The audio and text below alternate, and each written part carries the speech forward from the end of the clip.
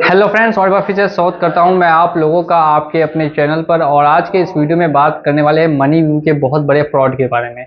जी हाँ दोस्तों, money view नाम की एप्लीकेशन जो कि रजिस्टर्ड एप्लीकेशन है और एनबीएफसी होने के साथ साथ 2014 से ये प्ले स्टोर पर भी है और फाइनेंशियल सर्विसेज प्रोवाइड करती है। लेकिन इस एप्लीकेशन में क्या दिक्कतें आ रही है उसके बारे में मैं मनी व्यू वाले को भी बताना चाहता हूँ कि उनका आखिर कस्टमर सपोर्ट और उनके जो रिकवरी एजेंट्स है वो किस तरह से फ्रॉड कर रहे हैं। मैं एक आपको कॉल एजेंट की पहले रिकॉर्डिंग सुनाता हूँ। हमारे एक कस्टमर के साथ क्या फ्रॉड हुआ था ये आप लोग भी जानना बहुत ही ज़्यादा ज़रूरी है। अगर आपने भी मनी व्यू एप्लीकेशन से लोन लिया है या लोन के लिए अप्लाई करने वाले हैं तो वीडियो को एंड तक जरूर वॉच कीजिएगा। आपको मैं सबसे पहले रिकॉर्डिंग सुना दे रहा हूँ जो मेरे सब्सक्राइबर ने मुझे सेंड की है। सुन सकते हैं। हेलो जी सर, बोलिए। हाँ जी, बताइए आप क्या कह रहे थे। जी, आप मुझे बोलिए, आपका प्रोसेस अभी कहाँ पे? एप्लीकेशन ओपन कीजिए। ओके, एप्लीकेशन ओपन किया तो यहाँ पे वही टेन्योर दिखा रहा है 36 मंथ और अपना 14,000 कुछ किस्त बना रहा है और वही 3 साल के लिए है। 3,40,000 अमाउंट बढ़ गया है। अच्छा, और तो बढ़ दिया ना, क्योंकि आपका अमाउंट जो पहले आ रहा था वो आ रहा था 3 लाख रुपए। तो फिर हमने उसमें टॉपअप दिला है जल्दी आपके लिए, तो उसमें हो गया 3,40,000 अभी। तो मुझे बोलिए, टेन्योर आपको कितना लेना है? तो टेन्योर 7 साल का होगा तो कितना ईएमआई बनेगा? उसमें आपका ईएमआई कितना जाएगा? 4,600 रुपए। ओके जी, तो पहले तो 4,200 रुपए बना रहे थे ना आप? उसमें वेरिएशन आ जाएगा सर, उसमें ज्यादा वो नहीं हो जाएगा, 100 to 200। आप देखिए यहाँ पे मामला क्या है वो आप लोग ध्यान से सुनिए। मामला यहाँ पर ये हुआ है कि मेरे एक कस्टमर को 7 साल के लिए लोन चाहिए था और जो उसका ईएमआई अमाउंट होने वाला था वो 4,200 होने वाला था। लेकिन उसी के किसी एक एजेंट ने उसको कॉल करके कहा कि एप्लीकेशन ओपन करके अप्लाई कर देने के लिए और जो मैंडेट का फॉर्म है उसको भर के जमा कर देने के लिए, ऑटो डेबिट का ऑप्शन ऑन कर देने के लिए। अब यहाँ पे मेरे कस्टमर के द्वारा जब पूछा गया कि क्या मेरा जो लोन है वो 7 साल के लिए हो जाएगा, तो उसने कहा कि बिल्कुल हो जाएगा और आपका इतना ही ईएमआई अमाउंट लगेगा। लेकिन जब ये ईएमआई जो पैसा था जब अकाउंट में आ गया तो उसके बाद बोला कि नहीं, 14,000 रुपये ही कटेंगे, अब आपको मेल करना होगा और दूसरा कोई ऑप्शन नहीं है। वो कंपनी बाद में आपका जो अमाउंट है वो कम करेगी। सुनिए इसके बाद क्या हुआ, ध्यान से सुनिएगा, उसके बाद आप इसका रिएक्शन कमेंट सेक्शन में बताइएगा।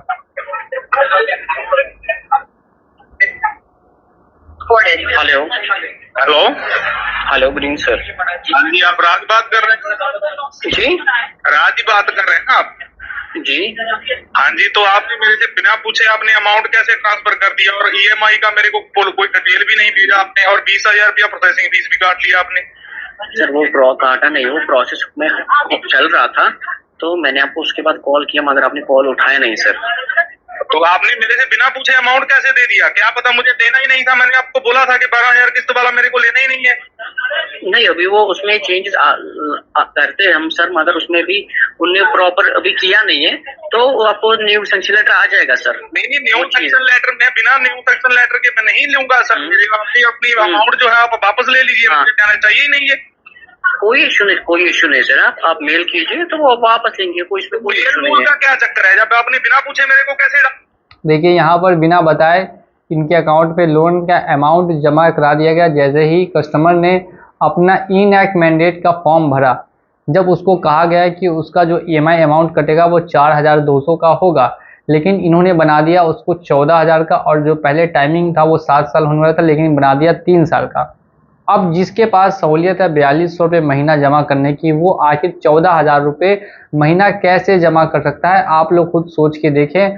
अब यहाँ पर किसकी दिक्कत है, किसकी गलती है, आप लोग खुद सोचें और बताएं। जब इसको लोन नहीं चाहिए था इतने अमाउंट पे, फिर भी लोन ज़बरदस्ती उसके अकाउंट में डालकर अब उसको फंसाया जा रहा है कि अब आप मेल वोल कीजिए तब जाके आपकी प्रॉब्लम सॉल्व हुई। अब आप और आगे रिकॉर्डिंग सुनिए तो आपको और क्लियर होगा। आपने तो मेरी हर कॉल आपकी रिकॉर्ड होती है मेरे पास। जी, मैं वही चीज बोल रहा हूँ ना सर आपको, क्योंकि प्रोसेस कंप्लीट हो गया था तो उसमें फिर वेट आती है। मेरी बात सुनिए, मेरे पास सारे एविडेंस हैं, मैं हर कॉल मेरी ऑटोमेटिक रिकॉर्ड होती है, ठीक है, और मेरे पास सब एविडेंस हैं। अगर आपने मेरे से बिना पूछे आपने क्यों अमाउंट मेरे अकाउंट में ट्रांसफर किया, कैसे कर सकते हैं आप? और प्रोसेसिंग फीस आप बोल रहे थे 8,000 तक, तो आपने 20,000 कैसे पैसा कर दिया? नहीं, उसमें कैशबैक आता है सर, क्योंकि अभी वो पूरा कंप्लीट नहीं हुआ है। देखिए, आपने बिना कंप्लीट किया डाला ही क्यों अमाउंट? आप अपनी अमाउंट वापस ले लीजिए, क्योंकि मैं भर ही नहीं सकता इसको, मेरे पास है ही नहीं पैसा इतना, मेरी सैलरी नहीं है इतनी, कैसे भरूंगा मैं? कोई अब यहाँ पर 2 महीने हो चुके हैं, इस मामले को 2 महीने हो चुके हैं और अभी तक कोई भी सॉल्यूशन मनी व्यू की तरफ से तो नहीं आया है। और ये मनी व्यू का बहुत बड़ा फ्रॉड मैं आप लोगों के सामने आज ला रहा हूँ। और ऐसी ये एप्लीकेशन ही नहीं, और भी ऐसी एप्लीकेशन है जो आपके साथ ऐसा कर सकती है। तो कभी भी लोन लेने से पहले उसकी टर्म्स और कंडीशंस, जितनी भी कॉल रिकॉर्डिंग्स होती है, जो भी बातचीत होती है, उन सभी को रिकॉर्ड करके अपने पास प्रूफ के लिए रखा कीजिए, ताकि फ्यूचर में किसी तरह की आपको प्रॉब्लम ना हो। अब इसका सॉल्यूशन कैसे निकलेगा, क्या होगा, तो देखिए यहाँ पर तो सबसे पहले कंपनी को बताना होगा कि उसके किसी एजेंट ने फ्रॉड करके मेरे साथ ऐसा किया है और लोन को रीस्ट्रक्चर किया जाए। अब लोन रीस्ट्रक्चर क्या है और कैसे होता है, तो इसके लिए कंपनी लोन को रीस्ट्रक्चर कर सकती है। जो इसका अमाउंट 14,000 का है उसको कम किया जा सकता है, इसके बदले में टेन्योर जो है 3 साल से 7 साल का किया जा सकता है। लेकिन ये कौन करेगा, तो कंपनी वाले करेंगे, ये एजेंट वगैरह नहीं कर सकते हैं। अब इसमें मेल वोल का बहुत लंबा चक्कर चलेगा, लगभग 1 महीना और अभी इसमें लगने वाला है। इसके बाद ही इसका पूरी तरह से सॉल्यूशन निकल सकता है। बाकी अगर आपके साथ भी ऐसा होता है तो मुझे कमेंट सेक्शन में बताइए। किसी तरह की अगर दिक्कत आती है तो आप लोग बता सकते हैं। बाकी मुझसे जो लोग बात करना चाहते हैं वो कॉल भी बुक कर सकते हैं, मेरा नंबर उनको यहाँ पर शो हो रहा होगा।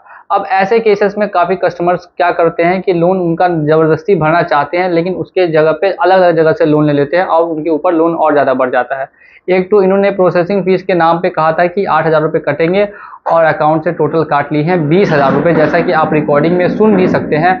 और ऐसा ही कईयों के साथ होते आया है। और मैं इस वीडियो के माध्यम से मनी व्यू को ये बोलना चाहूँगा कि आपके जो एजेंट्स हैं, जो आप लोग रखते हैं, वो इस तरह का अगर फ्रॉड करेंगे तो जो कस्टमर्स हैं उन पे आपका भरोसा भी नहीं रहेगा और हम लोग भी आपके खिलाफ खूब से खूब ज़्यादा कंप्लेन करेंगे।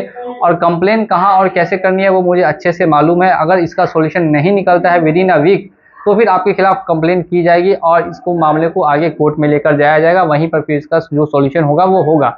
लेकिन इस तरह से लोगों को बेवकूफ़ बनाना अब आप लोग बंद कर दे तो ज़्यादा बेहतर रहेगा। इसी के साथ चलिए चलता हूँ आज के इस वीडियो में। मिलेंगे अगली वीडियो में बहुत जल्द।